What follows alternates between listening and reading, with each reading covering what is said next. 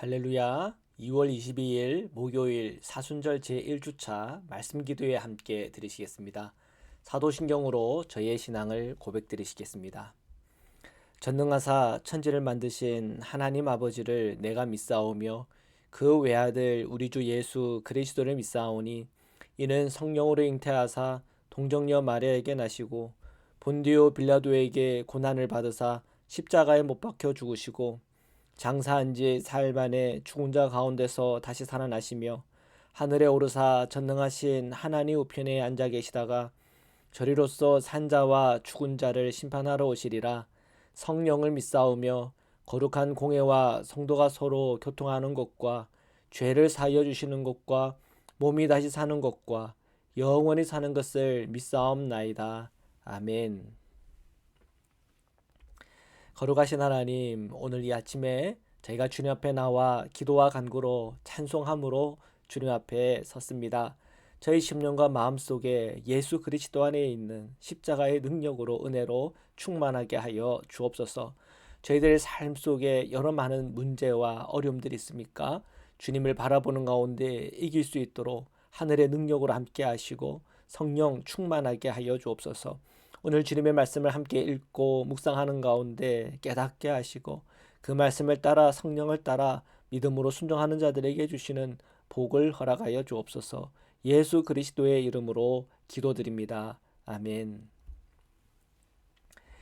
우리 베드로전서 3장 18절에서 22절의 말씀을 함께 보시겠습니다. 18절 19절 읽겠습니다. 그리스도께서 단번에 죄를 위하여 죽으사 의인으로서 불의한 자를 대신하셨으니 이는 우리를 하나님 앞으로 인도하려 하심이라. 육체로는 죽임을 당하시고 영으로는 살리심을 받으셨으니 그가 또한 영으로 가서 옥에 있는 영들에게 선포하시니라. 아멘.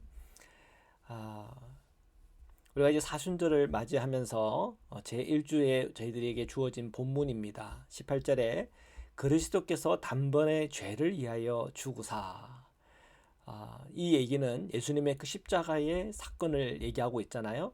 예수님께서 십자가에서 죽으셨다라고 하는 그 의미는 죄를 위하여 죽었다. 즉 속죄의 은혜가 그 십자가 안에는 있다라고 하는 걸 우리에게 가르쳐주고 있습니다.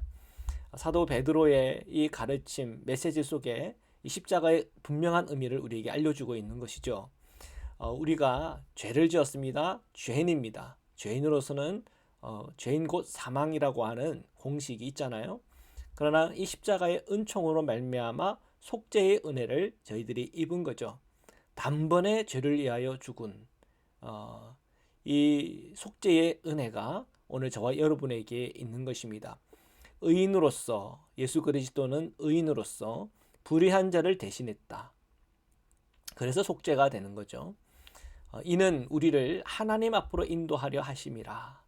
자, 이 십자가의 은혜, 우리가 속죄 받았다고 하는 이 은혜는 오늘 저와 여러분을 하나님 앞으로 인도하는 것입니다. 우리가 속죄의 은혜를 받았기에 하나님의 보좌까지 담대히 나아갈 수 있는 담력을 얻은 것이죠. 예배라고 하는 것은 하나님과 만나는 시간이잖아요. 하나님 앞에 함부로 갈 수 없었습니다. 모세의 법을 보면 이 성막 예배가 있잖아요. 그 예배의 단계를 보면은 아무나 주님의 성소 앞에 갈 수가 없죠. 이 성소는 하나님이 임재하는 장소입니다. 속죄할 수 있고 거룩하고 또 하나님께 선택받은 대제사장 외에는 갈 수 없는 거죠. 조금만 잘못했다 그래도 죽어 나오는 곳이 바로 성소 아니겠습니까? 근데 오늘 이 복음의 시대를 살아가는 저와 여러분에게는 예수 그리스도를 믿고 그 속죄의 피로 속죄받았다고 하는 이 은혜로 말미암아 하나님의 임재의 그 성소까지 나아갈 수 있는 담력을 오늘 저와 여러분이 가진 겁니다. 그것이 은혜요. 우리가 예배할 때 그 예배의 근거가 되는 것이죠. 그러면서 그 후에 보니까 육체로는 죽임을 당하시고 영으로는 살리심을 받으셨다. 예수님을 말씀하시잖아요. 육체로는 죽임을 당하셨다. 십자가의 은혜를 말하는 것이요. 영으로는 살리심을 받았다. 부활의 은혜를 말하는 것이죠. 19절에 그가 또한 영으로 가서 옥에 있는 영들에게 선포하시니라 라고 이렇게 말씀하고 있습니다. 여기에 옥에 있는 영들이라고 하는 것은 어떻게 보면 천국과 지옥 사이에 지금 캐톨릭에서 말하는 연옥 교리하고 굉장히 이제 지지하는 성경 구절이라고도 할 수도 있겠죠. 영으로 가서 옥에 있는 영들에게 선포했다. 지옥에서 선포하는 건 아니잖아요, 그렇죠? 그럼 천국은 또 도도가 아닌 것 같고, 그게 그 중간쯤이 있는 것 있지 않는가? 그래서 이 연옥 교리라고 하는 것이 거의 뭐 1000년 넘게 초기 기독교에서 가지고 있었던 신앙입니다. 이 연옥에 관한 신앙, 즉 천국과 지옥 사이에 그 중간이 있지 않나. 그래서 그곳에서 정화가 이루어져서 천국에 간다 하는 이제 그런 이 연옥에 대한 사상이 그런 신앙이 굉장히 오랫동안 사실 지속되어 있던 것이었습니다. 근데 종교개혁 이후 이 연옥에 대한 이 신앙에 대해서 완전히 이제 배제했죠. 근데 그런 배제한 이유가 이 연옥 교리를 통해서 교회가 장사를 한 거 아닙니까? 면죄부 판매를 그렇게 한 거 아닙니까? 거기에 대한 큰 반발이었던 것이죠. 어쨌든 우리는 이 19절에 예수님께서 영으로 가서 옥에 있는 영들에게 선포했다라고 하는 이 내용은 우리가 전통 우리 개신교 기독 신앙 안에서는 이것을 연옥으로 해석하지는 않아요. 그렇다고 또 딸리 뭔가 다른 걸로 해석하려고 하니까 좀 난해한 구절로 그렇게 우리가 여겨지고 있는 구절입니다. 아무튼 우리 예수 그리스도의 은혜라고 하는 것은 산자와 죽은 자에게 역사하는 은혜인 것은 분명하죠. 그렇죠? 왜? 죽은 자의 부활을 믿는 우리의 신앙이 있잖아요. 죽은 자들은 다 어디로 갔습니까? 다 천국에 갔죠. 그런데 또 그러면 앞으로 참 애매한 모호한 이 사람이 구원받았나 안 받았나 하는 그런 우리의 궁금증이 있는 분들도 계시죠. 그러면 그럼 어떻게 해야 되나 이런 고민을 하게 되는데 19절에 보면 그가 또한 영으로 가서 옥에 있는 영들에게 선포했다. 이것이 사실 위로가 되는 말씀이기도 합니다. 자, 그 다음 구절을 한번 보겠습니다. 20절 말씀입니다. 그들은 전에 노아의 날 방주를 준비할 동안 하나님이 오래 참고 기다리실 때에 복종하지 아니하던 자들이라.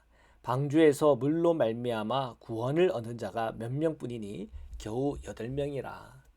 자, 그들은 전에 노아의 날 방주를 준비할 동안 하나님이 오래 참고 기다리실 때 복종하지 않는 자들이야. 그러니까 지금 그 옥에 갇힌 자들이 이 노아 홍수가 있을 때 그때 죽었던 이들 이렇게 이제 표현이 돼 있어요. 연결을 한다면 어쨌든 뭐 이런 개념이면은 주님의 이 세컨 찬스가 있는 사람이 있다라고 하는 그런 어떤 의미가 되잖아요. 그런 의미만 가지고 해도 좀 이게 여러 가지 많은 생각을 할 수 있는 구절이기도 합니다. 복종하지 아니하던 자들이라. 방주에서 물로 말미암아 구원을 얻은 자가 몇 명뿐이니 겨우 8명이라. 그 8명 말고 다 어마어마한 그런 사람들은 다 어디에 있나? 옥에 있다. 주님은 그 옥에 가셔서 복음을 전했다. 네, 그렇게 받아들일 수 있는 표현이겠죠. 자, 계속해서 말씀을 보겠습니다. 21절, 22절입니다. 물은 예수 그리스도께서 부활하심으로 말미암아 이제 너희를 구원하는 편이 곧 세례라. 이는 육체의 더러운 것을 제하여 버림이 아니요 하나님을 향한 선한 양심의 간군이라. 그는 하늘에 오르사 하나님 우편에 계시니 천사들과 권세들과 능력들이 그에게 복종하느니라. 아멘. 자, 지금 베드로가 말하고 싶은 중요한 내용이 하나 있는데, 자, 노아 홍수에서의 그 물을 어떻게 표현을 하고 있냐면 예수 그리스도께서 부활하심으로 말미암아 이제 너희를 구원하는 표다. 물이라고 할 때는 심판의 물이잖아요. 무섭고 두려운 심판의 물이잖아요. 그런데 이제는 구원하는 표가 됐는데 곧 세례가 되었다는 거죠. 그래서 그 세례에 우리가 들어갔다 나오는 이 모든 표식을 통해서 구원의 상징으로서 물을 오늘 저와 여러분에게 허락했다는 거죠. 원래 노아 홍수의 물은 심판의 상징이었지만 우리 기독교의 물이라고 하는 것은 거듭남과 또한 속죄와 구원의 상징이 된 것입니다. 자, 그러면서 이 세례에 대한 이야기를 합니다. 육체의 더러운 것을 제하여 버림이 아니요 하나님을 향한 선한 양심의 강군이라, 이렇게 표현을 했어요. 이게 도대체 무슨 말인가?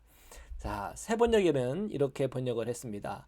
세례는 육체의 더러움을 씻어내는 것이 아니라 예수 그리스도의 부활을 힘입어서 선한 양심이 하나님께 응답하는 것입니다. 아직 그래도 명확하지가 않아요. 근데 공동 번역이 아주 명확하게 이 부분을 번역을 했습니다. 세례는 몸에서 더러운 때를 벗기는 것이 아니라 깨끗한 양심으로 살겠다고 하나님께 서약을 하는 것입니다. 아주 이제 분명하죠. 우리가 세례받은 구원을 받고 세례를 우리가 세례식을 행하는데요.